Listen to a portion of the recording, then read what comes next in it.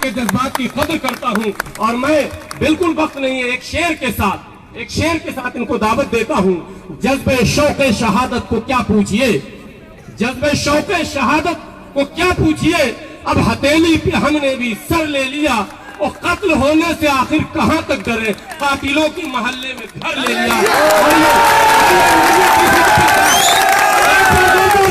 दलित मुस्लिम एकता जिंदाबाद, भारत का संविधान जिंदाबाद, भारत का संविधान जिंदाबाद। एकता का राज चलेगा, एकता का राज चलेगा। आदरणीय डीसी कपिल साहब।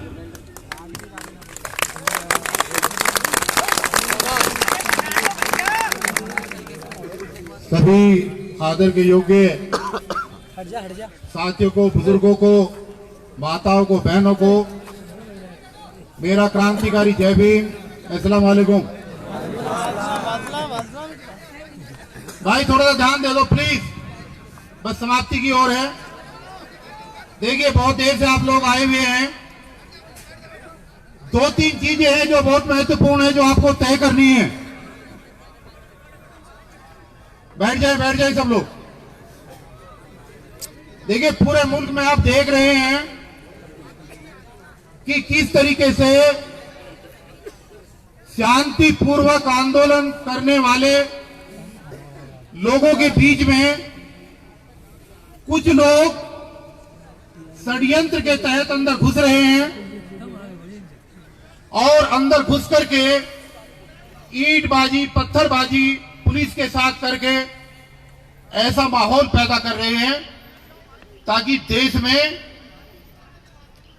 हिंदू और मुस्लिम का दंगा दोबारा शुरू हो जाए। अगर ऐसा होता है तो जो आंदोलन लड़ने के लिए हम आज यहां पर इकट्ठा हुए हैं, हम लोग उस आंदोलन से भटक जाएंगे और हम अपने आंदोलन में कामयाब नहीं हो पाएंगे। अपनी बात शुरू करने से पहले मैं आप लोगों से हाथ जोड़ करके प्रार्थना करता हूं। हमारे मोर्चे के जनरल सेक्रेटरी हाफिज गुलाम सरवर साहब ने भी अभी आपको कहा, हमारे उपाध्यक्ष यामीन भाई ने भी आपको एक ही बात कही और हमारे राष्ट्रीय प्रवक्ता भानु प्रताप सिंह जी ने भी आपको एक ही बात समझाई कि अगर हम इस लड़ाई को जीतना चाहते हैं, अगर हम इस लड़ाई को जीत करके अपने बच्चों के लिए कुछ खुशहाली लाना चाहते हैं तो हमें संविधान के रास्ते पर चलना पड़ेगा। अब संविधान का रास्ता यह कहता है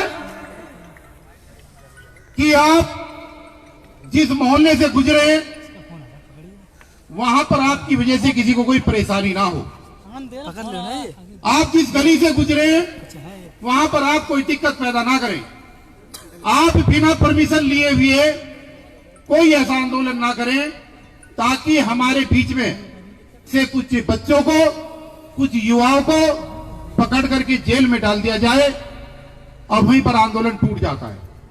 देखिए आज क्या हो रहा है, ये समझने की बात है कि मुस्लिम समाज का कोई भी युवा, मुस्लिम समाज का कोई भी क्रांतिकारी नेता जब अपनी आवाज को करने के लिए, उठाने के लिए सड़क की लड़ाई लड़ता है तो उस क्रांतिकारी युवा को देशद्रोही कह करके, पाकिस्तान का एजेंट कह करके, कोई ना कोई उसके ऊपर षड्यंत्र करके उसको जेल में डाल दिया जाता है। और जब ऐसा होता है तो वो आवाज वहीं पर दब करके रह जाती है और हमारा आंदोलन आगे नहीं बढ़ पाता। इसलिए आज हम आज इकट्ठा हुए हैं ये चर्चा करने के लिए कि क्या पूरे देश की तरह इस क्षेत्र का मुसलमान, क्या इस पूरे देश की तरह इस क्षेत्र का दलित दोनों अपने आप को भाई भाई समझ करके क्या इस एनआरसी वाले बिल पर एक साथ सड़क पर उतरना चाहते हैं या नहीं उतरना चाहते, आज ये मनन करने के लिए हम आज यहां पर इकट्ठा हुए हैं। तो क्या आप ईमानदारी से इस लड़ाई को लड़ना चाहते हैं? क्या आप इस लड़ाई को ईमानदारी से लड़ना चाहते हैं? दोस्तों, अगर इस ईमानदारी से इस लड़ाई को लड़ना है तो इस लड़ाई को धैर्य के साथ लड़ना पड़ेगा आपको। मैं आपको एक बात से शुरुआत कर रहा हूं। देखिए, जितने भी मुस्लिम साथी हैं यहां पर, मेरी बात को गौर से समझें। ये बात मैंने 4-5 दिन पहले भी यहां पर की थी। 2 अप्रैल को भारत बंद हुआ।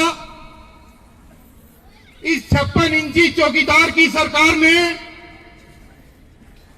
देश में हरिजन कानून, जिसे SC/ST एक्ट कहते हैं, उसको टेस्ट करने के लिए सुप्रीम कोर्ट के माध्यम से उस एक्ट में बदलाव करने का काम किया।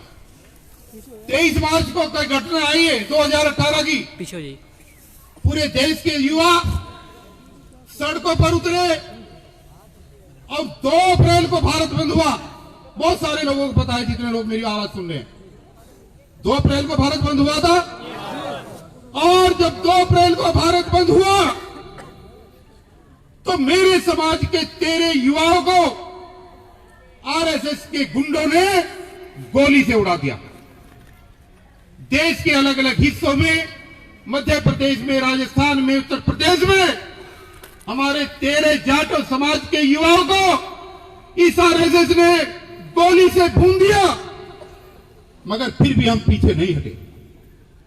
फिर भी उन भावों ने आकर के ये कहा कि अभी 13 गए, अगर 50 और जाएंगे तब भी हम इस लड़ाई को छोड़ेंगे नहीं, इसको जीतेंगे। ये बात मैं आपको इसलिए कह रहा हूं कि इस कानून को लोकसभा ने पास कर दिया। हमें घबराने की जरूरत नहीं है। इस कानून को राज्यसभा ने पास कर दिया। आपको घबराने की जरूरत नहीं है। इस कानून को सुनने के लिए सुप्रीम कोर्ट ने मना कर दिया। आपको इससे घबराने की जरूरत नहीं है। 2 अप्रैल की बात जो मैं कर रहा हूं, इसी 56 इंची चौकीदार और इस तड़ी पार बदमाश के माध्यम से इस सुप्रीम कोर्ट की नाक को भी हमने रगड़वाने का काम किया था 2 अप्रैल को भारत बंद करके। ये बात मैं इसलिए कह रहा हूं, असली मुद्दे पर आपको लाना चाहता हूं।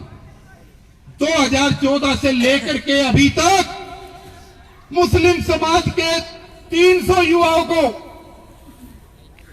चलते चलते जाति पूछ करके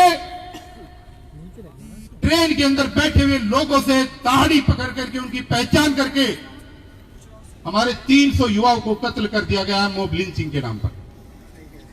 ऐसा हुआ? आपने सोशल मीडिया पे देखा?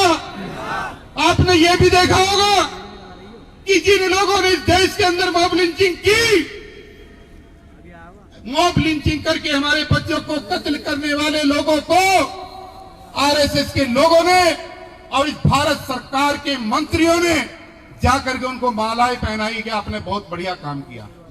ये शर्म की बात थी या नहीं? शर्म की बात। जुर्म तो पहले भी होते थे दोस्तों, जुर्म पहले भी होते थे, लेकिन जुर्म करने वाला आदमी जुर्म करके भाग जाया करता था। लेकिन आज क्या हो रहा है? आज जुर्म करने वाला आदमी जुर्म करने के बाद भाग नहीं रहा। वो पहले वीडियो बनाता है, फिर उसको डाउनलोड करता है, अपलोड करता है, और फिर क्या होता है कि इस केंद्र की सरकार के नेता जाकर के उसको पुरस्कृत करते हैं, उसको माला पहनाते हैं, उसकी हौसला अफजाई करते हैं और उसको कहते हैं तूने बहुत बढ़िया काम किया, हम तेरे साथ हैं। तो क्या हो रहा है मुल्क में? इसका मतलब जिनकी सत्ता है वो आपको और हमें चुन चुन करके इस देश से बर्बाद करना चाहते हैं।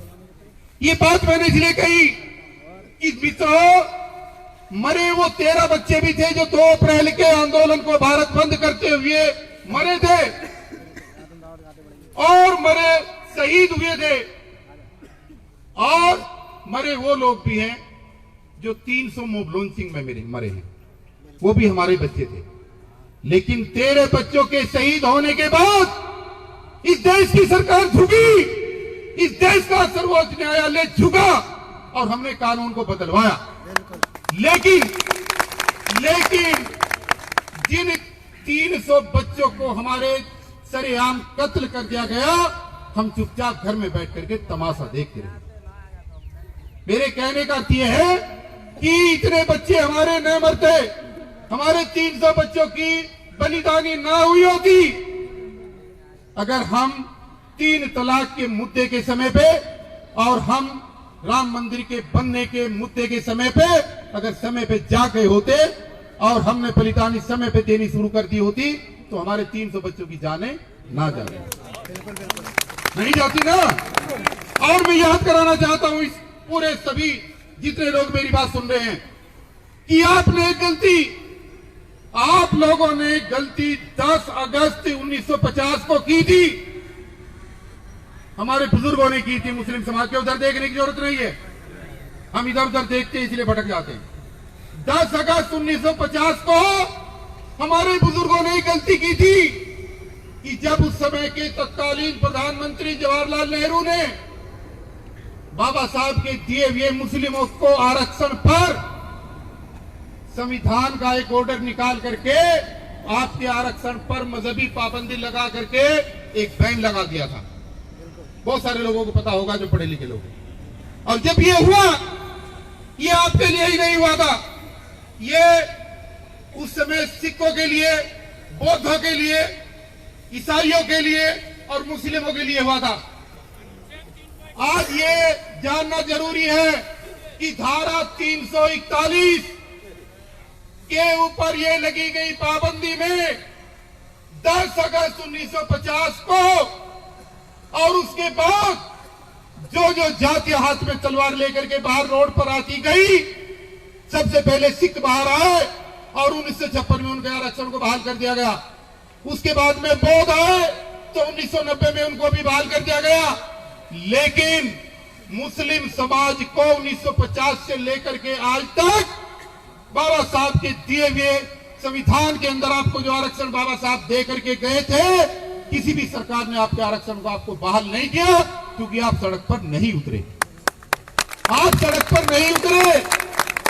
मैं बात आपको ये कह रहा हूं कि उस समय पे 10 अगस्त 1950 को अगर हमारा मुस्लिम समाज जाग गया होता तो सिखों की तरह आपको भी आरक्षण आज मिल रहा होता।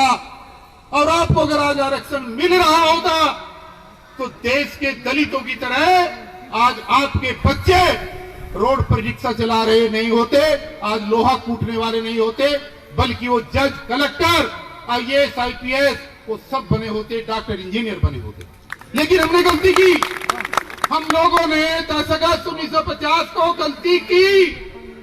और मैं आगाह करना चाहता हूं आज इस जनांतर के माध्यम से कि आज अगर हमने वो गलती दोबारा फिर की तो जब तो आरक्षण आपका लूटा गया था, इस बार की गलती पे NRC के मुद्दे पर और इस बार CA के मुद्दे पर अगर देश का मुसलमान चुपचाप बैठ करके खामोश देखता रहा तो इस देश से आपको निकाल दिया जाएगा। इस देश में आप रह नहीं पाएंगे। ऐसा माहौल इस देश के अंदर बनने वाला है।